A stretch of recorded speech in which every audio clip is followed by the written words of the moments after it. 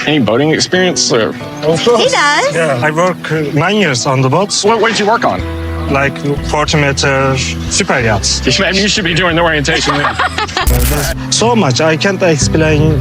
I feel very... I know the other day was, Yeah. it wasn't an easy conversation to have. I didn't want to hurt you. But you do. So you don't want a baby? I will go Turkey. I will broke up. Do you understand?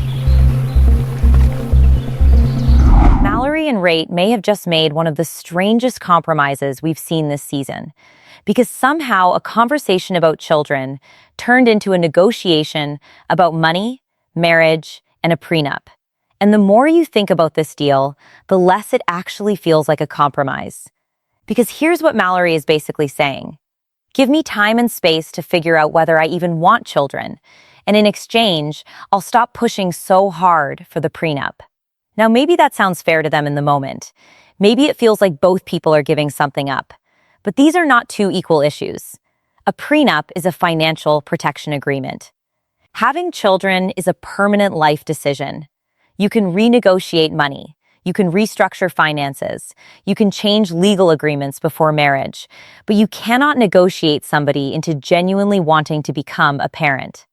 And that is why I think the biggest question here is not whether Mallorie should keep the prenup.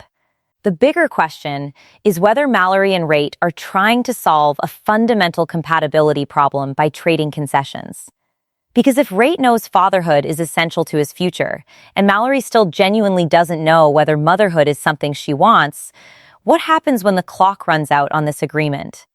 What happens if 2 years go by, and Mallorie still says no? Does Rașit walk away from the marriage? Does Mallorie feel pressured because she already gave up financial protection? And once money, immigration, family expectations, cultural differences, and children are all tangled together, can either one of them even tell where compromise ends and resentment begins? That's what makes this situation so much bigger than one argument. What happened between Mallorie and Rașit in episode 15 is actually pretty simple on the surface. Rașit has repeatedly made it clear that becoming a father matters deeply to him. Mallorie, meanwhile, is not giving him the answer he wants. She's saying she needs more time to decide whether she truly wants children, and rather than resolving that difference. Mallorie proposes what sounds like a trade, he gives her breathing room on the baby question, and she backs away from the prenup. And immediately, I have a problem with the structure of that agreement. Not necessarily because Mallorie is wrong for wanting more time. She absolutely should not agree to have children just because her fiancé wants reassurance. If you're uncertain about becoming a parent, uncertainty is actually an important answer. That doesn't mean the answer will always be no, but it does mean you are not currently at yes. And children deserve two enthusiastic parents, not one enthusiastic parent and another person who finally surrendered after enough pressure. But Rașit also isn't automatically wrong for saying this matters to him. If fatherhood is one of his core life goals, then he has every right to make that a requirement for the relationship. The uncomfortable part is that sometimes nobody has to be the villain for a relationship to be incompatible. That is one of the hardest truths in dating, and especially in these 90-day fiancé relationships where there are already visas, relocation, families, weddings, financial commitments, and enormous emotional investments involved.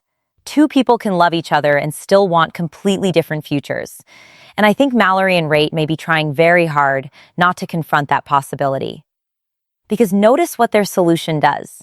It doesn't answer the baby question. It delays it. And delaying a problem can feel incredibly comforting when the alternative is admitting that the relationship might end. That's where I think the psychology of this compromise becomes more interesting than the compromise itself. Mallorie seems to be buying time. Rașit seems to be accepting hope. Those are not the same thing. Mallorie may be thinking, I don't know yet. Maybe I'll feel differently after we're married. Maybe once everything settles down, once the stress decreases, once I feel safer in the relationship, I'll know what I want. Rașit may hear exactly the same words and think, she probably does want children. She just needs time.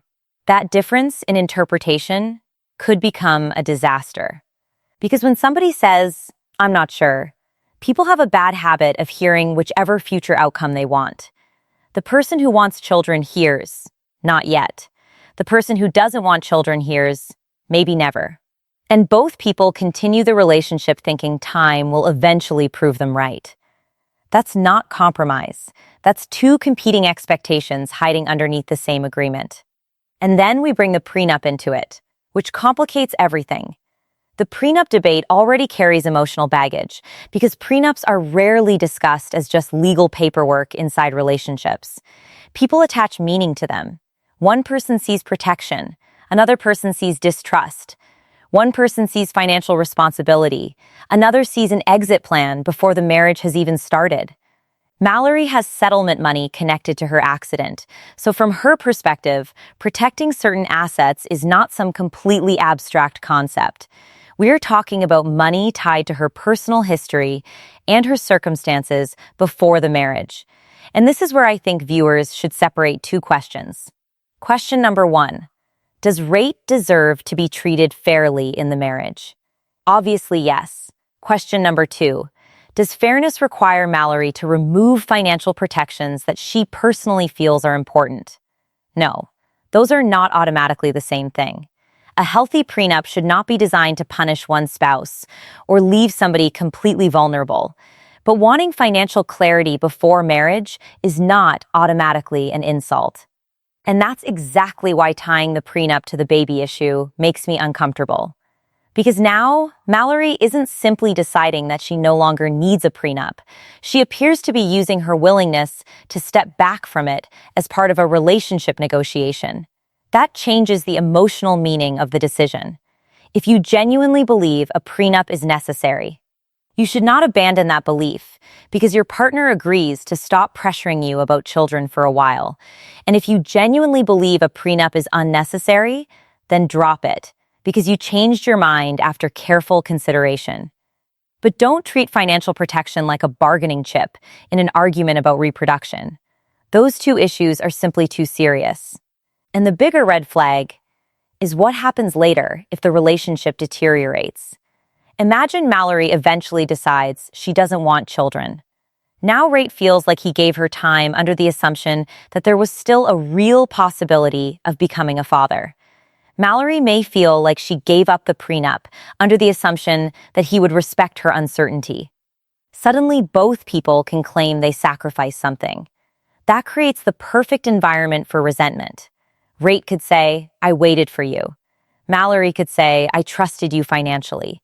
And now, instead of one disagreement, you have two people keeping emotional receipts. That is never a healthy foundation for marriage. And I want to talk about Rașit for a second, because his desire to become a father is probably going to divide viewers. There will be people who look at him and say, he's pressuring Mallorie. He needs to stop. Her body, her decision. And on the fundamental level, yes, Mallorie has the final say over whether she becomes pregnant or becomes a parent. Nobody gets to negotiate away her autonomy. But there is another side to this conversation. Rașit is also allowed to say, "I need children in my future." That boundary becomes unhealthy only if he tries to force Mallorie to change instead of accepting the possibility that they may need to separate. And that distinction is huge. There is a difference between a boundary and an ultimatum designed to control somebody. A boundary says, "I cannot stay in a marriage where this important need is not shared." Control says, "You have to change your answer so I can get what I want." From the description of this conflict, I think the real test for Rașit will come later. If Mallorie eventually gives him a firm no, what does he do? Does he respect the answer and make a painful adult decision? Or does he keep moving the deadline? Does he start saying, "Just wait another year"? Does the family become involved? Does the conversation become emotional pressure? Does he remind her that he moved to America and sacrificed things for the relationship? Because if that starts happening, then we are dealing with something completely different. And this is also where the immigration element matters psychologically, even when we're not making assumptions about anybody's motives. When one person is building a future in a new country through a relationship, the stakes are already unusually high.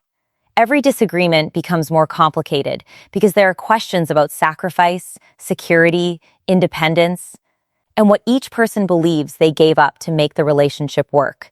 That does not mean every foreign fiancé has some hidden agenda. That stereotype is lazy, and 90-day fiancé fans sometimes jump to it way too quickly. But it does mean the couple has to communicate with extraordinary clarity about expectations. What does Rate imagine his life in America looking like 5 years from now? What does Mallory imagine? Are they picturing the same household? Are they picturing children? Are they picturing shared finances? Are they picturing Mallory's settlement money remaining separate? Are they picturing Rate becoming financially independent? Because if those answers are completely different, the wedding itself fixes absolutely nothing. A marriage ceremony does not create compatibility. It just makes incompatibility more expensive. And the family finance issue adds another layer. Money conflicts are almost never only about money. Money represents power. Money represents safety. Money represents independence. Money represents trust.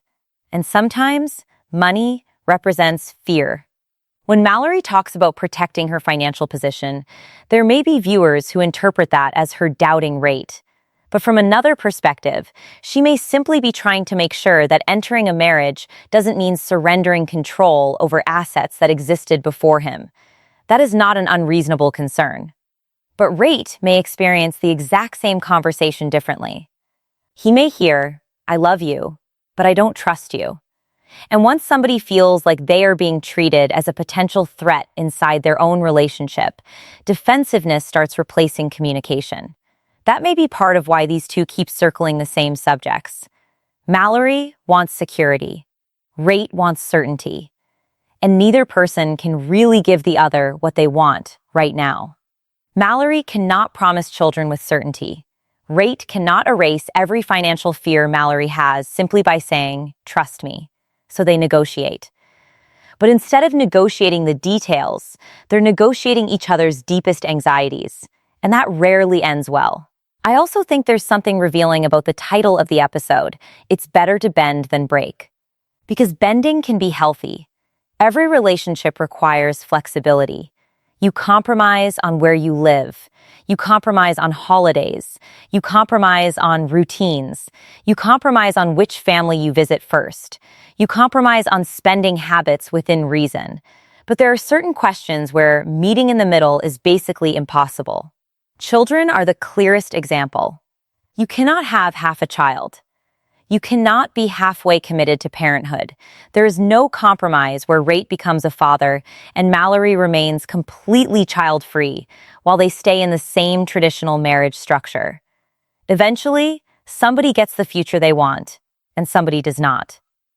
And that is why I think this storyline is really about the limits of compromise. Not every disagreement should be solved by compromise. Sometimes the healthiest thing you can do is identify a deal breaker honestly. And if children are a deal breaker for Rate, he needs to say that without turning it into a threat. If remaining child-free is ultimately what Mallory wants, she needs to say that without hoping the question disappears. The difficult part, of course, is that Mallory says she doesn't know yet. And I actually believe that uncertainty should be taken seriously. There is a tendency to treat uncertainty like weakness, but major life decisions often deserve uncertainty. Maybe Mallory needs time because marriage itself already feels overwhelming. Maybe her accident and financial circumstances have changed how she thinks about stability. Maybe she's worried about pregnancy. Maybe she's worried about losing independence. Maybe she genuinely has never pictured motherhood clearly. We cannot confirm motivations that she hasn't stated, and we shouldn't invent them. But we can recognize that "I need time" is not the same thing as yes. Rate needs to understand that. And Mallory needs to understand something too. Asking somebody who desperately wants children to wait indefinitely is also not neutral. Time matters to him emotionally. He may believe he's spending years moving toward a future that could eventually disappear. So if they're going to set a timeline, it needs to be a real timeline with a real understanding of what happens at the end, not a vague promise designed to get through the wedding. Because that's another pattern we see constantly in relationships, on reality television and outside of it. Couples treat marriage like the finish line. If we can just get through this argument, we can get married. If the family can just accept us, we can get married. If the visa works out, we can get married. If we survive the prenup conversation, we can get married. And I'm always sitting there thinking, okay, then what? What happens Monday morning after the wedding? The conflict is still sitting at the breakfast table with you. Rate still wants children. Mallory still doesn't know. The money still exists. The settlement still exists. The cultural differences still exist. The family expectations still exist. Marriage does not delete any of those files. It just puts them all in the same folder. And speaking of cultural differences, I think viewers have to be careful here too. It's easy to look at Rate's strong desire for children and immediately reduce everything to culture. Cultural expectations absolutely can shape how people think about marriage, family, gender roles, children, and obligations to relatives. But culture should explain behavior, not excuse pressure. And it should not become a stereotype.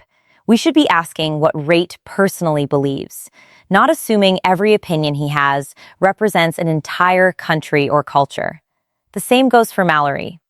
American individualism and financial independence may influence the way she thinks about prenups and personal assets, but she is still an individual making her own choices.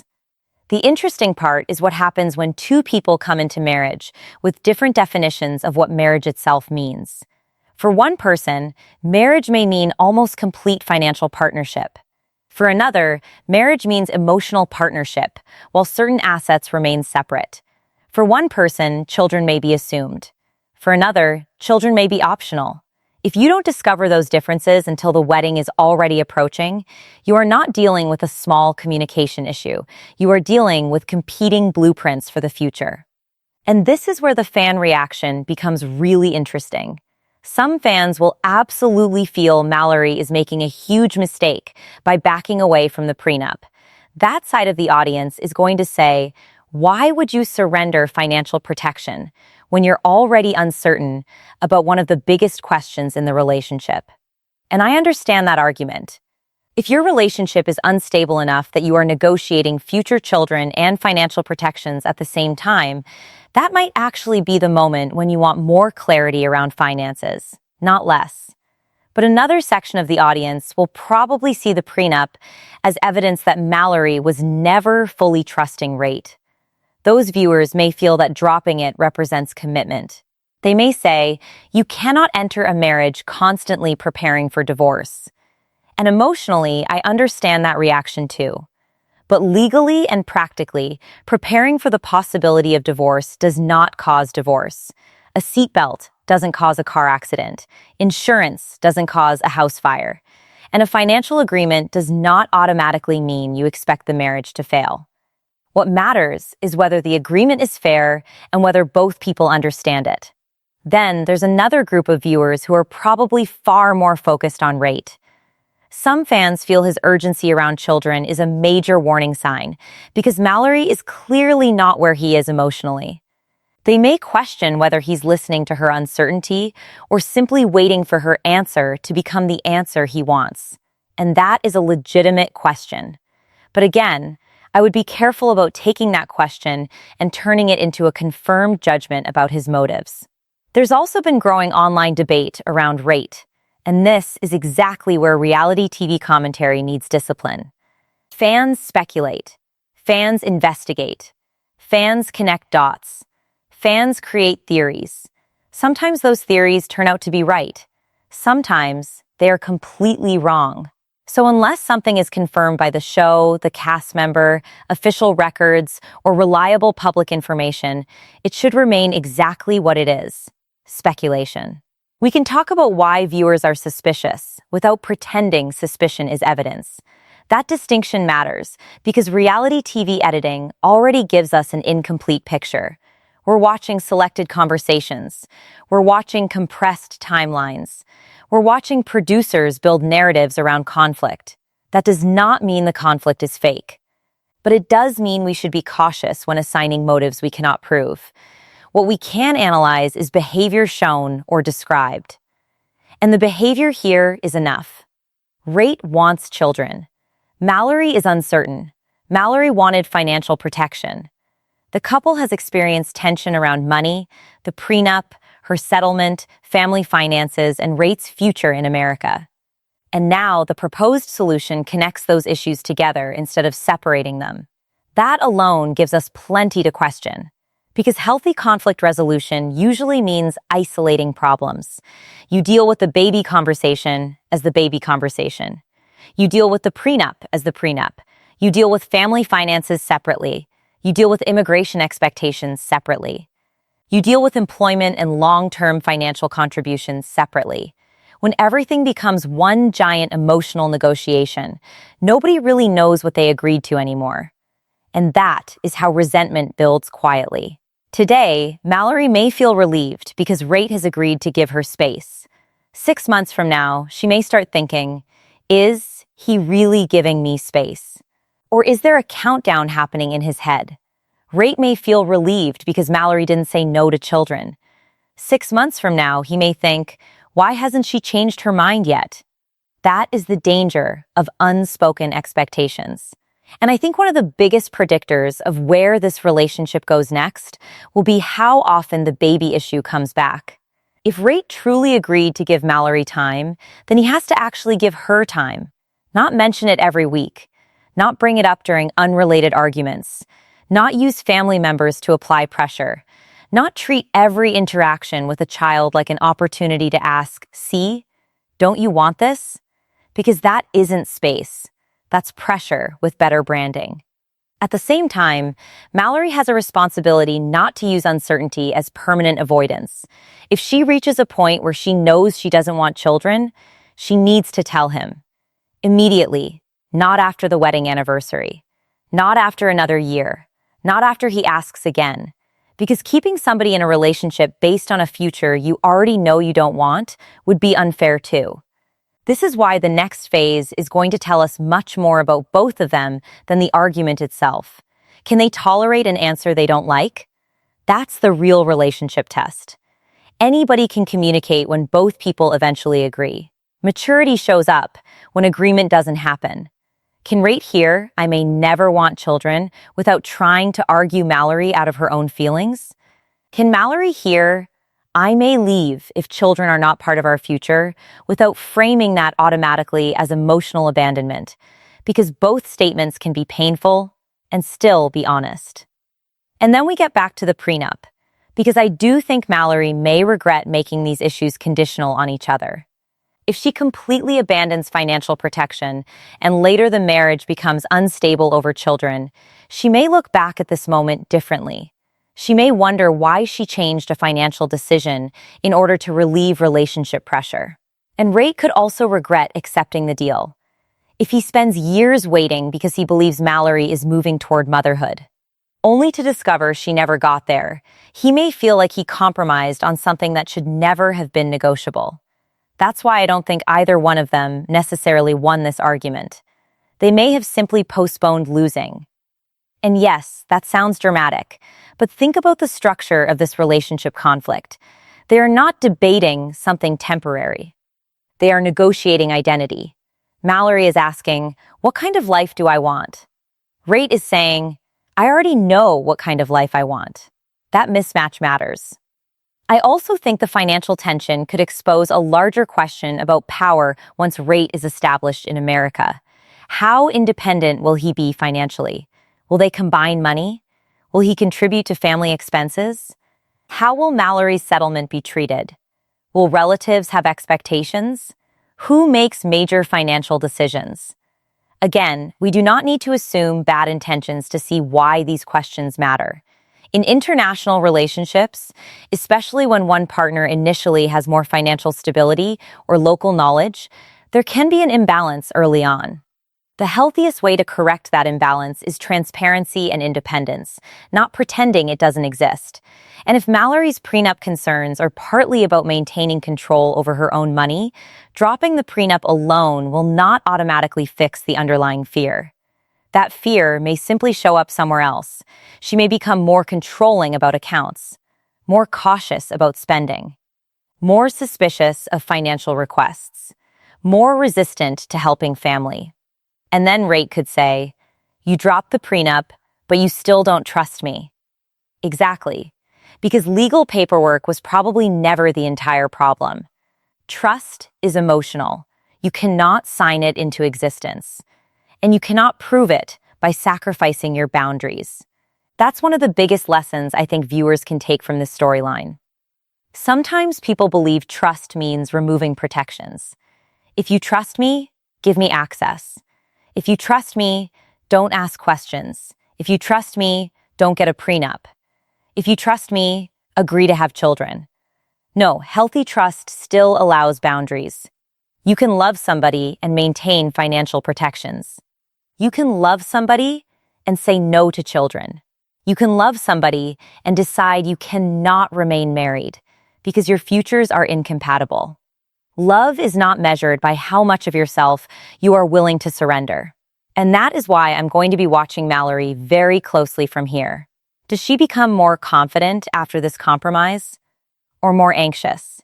Because if she really believes this solved the problem, we should see relief.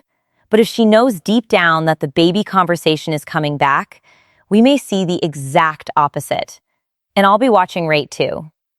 Does he genuinely accept uncertainty? Or does he treat this period like a temporary delay before the answer he assumes he will eventually get? That difference will determine everything. My prediction is that the baby issue is nowhere close to finished. I would be shocked if this doesn't return as one of their central conflicts, because nothing we've heard suggests the underlying disagreement has changed. Rate still wants to become a father. Mallorie still needs time. That means the emotional pressure is still there. It has simply been moved into the future. And future pressure has a nasty habit of growing interest. I also think the prenup conversation could come back in another form. Maybe Mallorie reconsiders. Maybe family members question her decision. Maybe new financial disagreements make her uncomfortable. Maybe Rate sees her hesitation as another sign that she doesn't fully trust him. Whatever form it takes, I don't believe dropping one document automatically settles a conflict this complicated. And if they do make it down the aisle, the first major test of the marriage will not be romance. It will be expectation management. What happens when married life becomes normal? When cameras aren't the center of every conversation? When bills arrive? When family needs something? When immigration stress changes? When Rate starts building his own life in America? When Mallorie has had enough time to think about children? That is when this deal becomes real. And if Mallorie ultimately decides she does want children, maybe this becomes one of those moments they look back on and say, "We needed patience." That outcome is possible. People do change. People discover new priorities. People become more open to parenthood. But that possibility cannot become an expectation. Rate cannot marry the future version of Mallorie he hopes will exist. He has to decide whether he can marry the Mallorie standing in front of him right now, the one who is uncertain, and Mallorie has to do exactly the same thing. She cannot marry a hypothetical version of Rate, who wakes up 2 years from now and decides fatherhood actually wasn't that important. She has to decide whether she can marry the man who is telling her right now that children matter deeply to him. That is the reality beneath all the drama. Not the prenup, not the settlement, not even the argument. The real question is whether they are accepting each other as they actually are, or negotiating with imaginary future versions of each other. Because relationships get into serious trouble when love becomes a bet. I bet you'll change. I bet you'll eventually want what I want. I bet this problem will feel smaller after the wedding. I bet time will fix it. Sometimes time does bring clarity. But clarity is not always the answer you were hoping for. And if Mallorie's clarity eventually becomes, "I do not want children," then Rate will face the decision he is currently postponing. Stay and give up fatherhood, or leave the marriage and pursue the future he always said he wanted.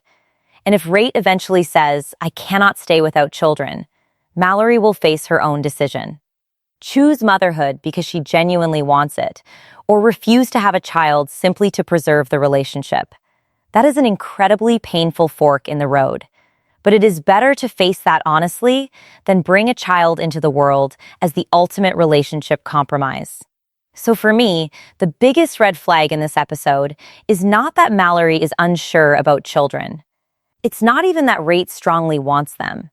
Those positions can both be valid. The red flag is that the couple appears to be linking major life decisions together in a way that could make both people feel indebted later. You gave me this, so I owe you that. That mentality can poison a marriage. Marriage should not become a ledger. And right now, I think Mallory and Rate are dangerously close to keeping score.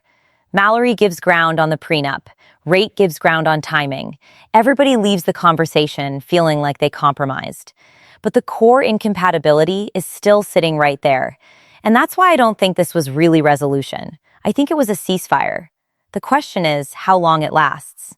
Because if the next major disagreement involves money, Mallory may remember what she surrendered. If the next major disagreement involves children, Rate may remember how long he agreed to wait. And suddenly, everything becomes connected again. That is how one unresolved issue becomes 5. For viewers, I think that's what makes Mallory and Rate interesting right now. You can understand both sides without fully trusting the solution. Mallory deserves the freedom to decide whether she wants motherhood. Rate deserves the freedom to decide whether a child-free marriage works for him. Mallory deserves reasonable financial security. Rate deserves not to be automatically treated like a financial threat simply because he is building a future in America. But respecting everybody's rights does not magically make them compatible. And sometimes the most mature outcome is also the saddest one. Maybe they eventually realize they want different lives. Maybe they find a genuine path forward. Maybe Mallory discovers she does want children. Maybe Rate discovers that his priorities are more flexible than he originally believed. But whatever happens, that answer needs to come from genuine personal conviction.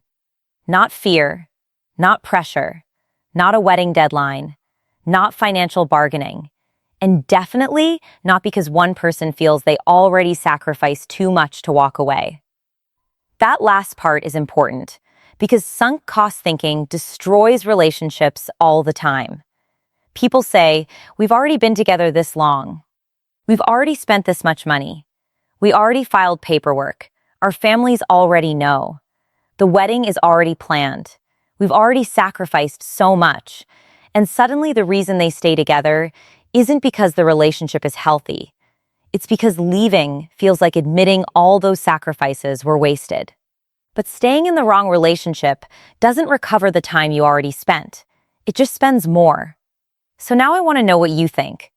Did Mallory make a serious mistake by backing away from the prenup, especially when the biggest compatibility issue between them still hasn't been resolved?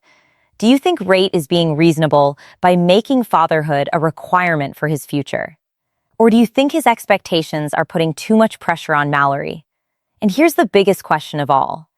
If 2 years go by and Mallory looks Rate in the eye and says, I've thought about it, and I definitely do not want children, should Rate stay because he committed to the marriage? Or should he walk away because the future they want is fundamentally different? Because for me, that answer is going to tell us whether this relationship was built on compromise or whether Mallory and Rate simply delayed a breakup neither one of them was ready to face. Let me know where you stand in the comments, because I have a feeling viewers are going to be extremely divided on this one. And if you enjoy deeper 90-day Fiancé commentary where we go beyond the recap and really break down the relationship dynamics, contradictions, red flags, and what these decisions could mean later, make sure you like the video and subscribe. There is definitely more coming with Mallory and Rate, because this conversation may be over for now, but this issue is absolutely not finished.